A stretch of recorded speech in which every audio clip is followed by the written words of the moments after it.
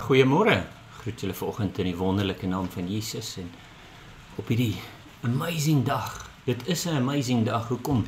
Want God het jou wakker gemaak met 'n doel. Het jou wakker gemaak om te sê, my geliefde seun, my geliefde dogter, ek het 'n doel met jou. Ek is nog nie klaar met jou nie. En dis genoeg rede dat ons nodig het om te weet dat God is lief vir ons. En dis so eenvoudig ook die boodskap wat ons hierdie week bring eintlik in die kerke en alles moet wees en dit moet eintlik elke Sondag se boodskap wees, maar ons raak so verboureerd deur die dinge van die wêreld.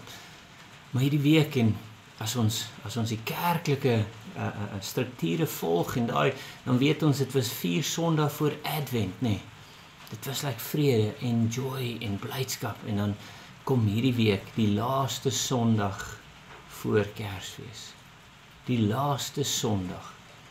En die laaste Sondag voor Kersfees wil ons vier God se liefde vir ons. Ja, sins wat is liefde? Ons vergelyk liefde in die wêreld. Ons sien dat ons is lief vir hierdie, ek is lief vir my kar, ek is lief vir my hond, ek is lief vir hierdie bord kos wat ons nou net geëet het, ek is lief, maar daai is nie liefde nie. Daai ek hou baie van dit, ja, maar dit is nie liefde nie.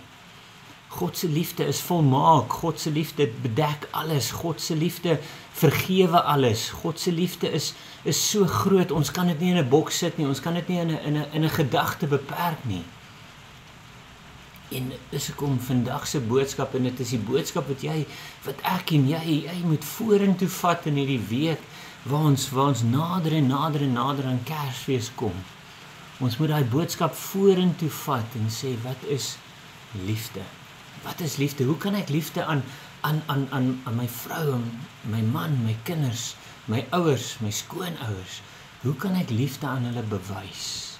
Ja, die wêreld sê diensbaar en jy moet dinge doen en dis asof jy jou liefde vir mense wil bewys deur dinge te doen.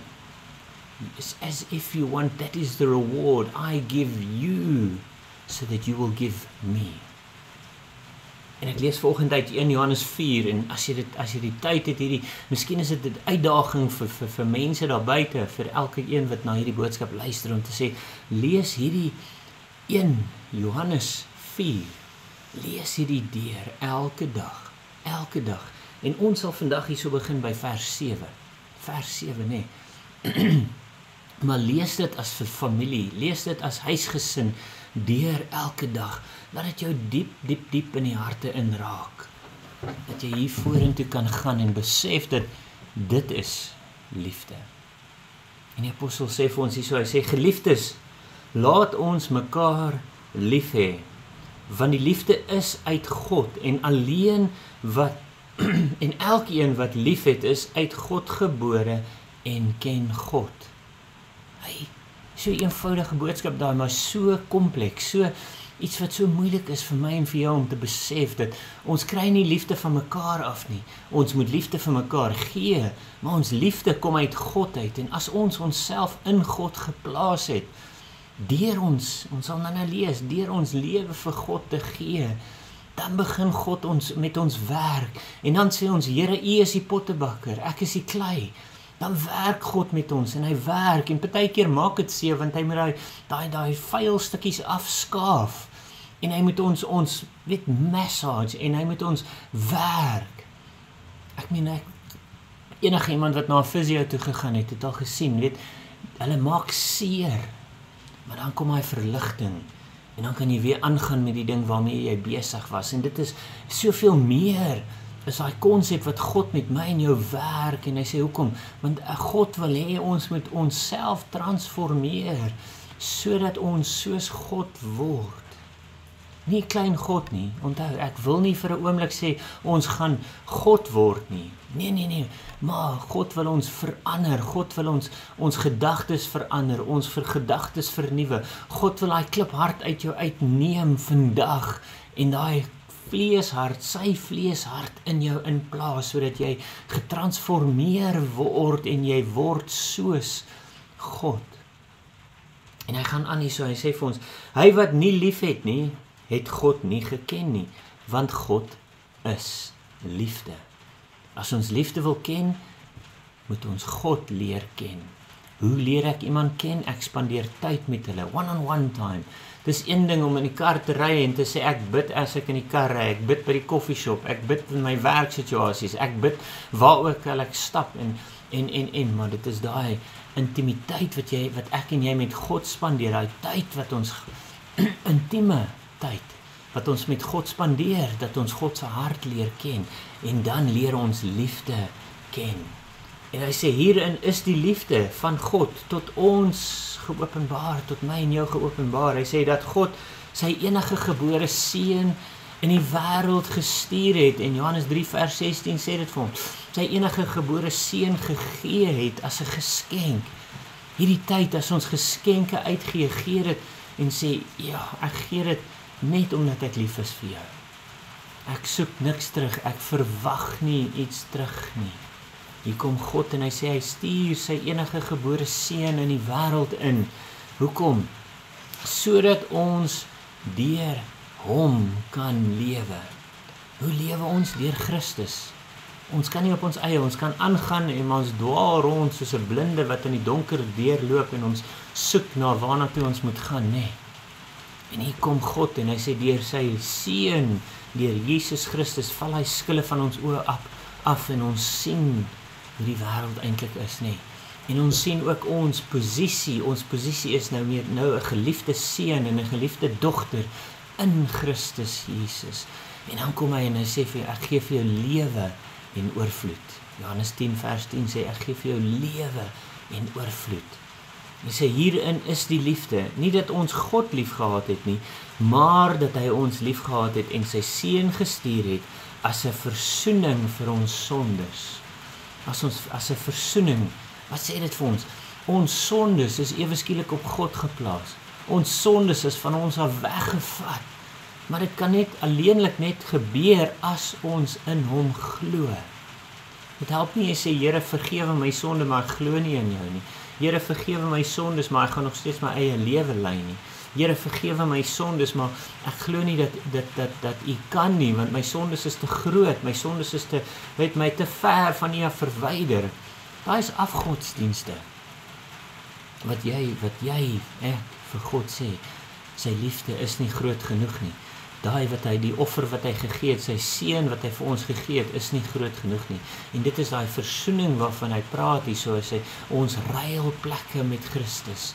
Hy neem ons sondes op hom, en hy vergewe ons sondes, sodat ons voor God kan verskyn, heilig, geliefd, vergewe, skoon gewas, in Christus. En dan lewe ons nie meer nie, maar ons lewe uit Christus uit, en dan is ons vry om te lewe, nee, geliefdes, as God ons so lief gehad het, behoort ons ook mekaar lief te hê. Niemand het God ooit aanskou nie. As ons mekaar lief het, bly God in ons en het sy liefde in ons volmaak geword.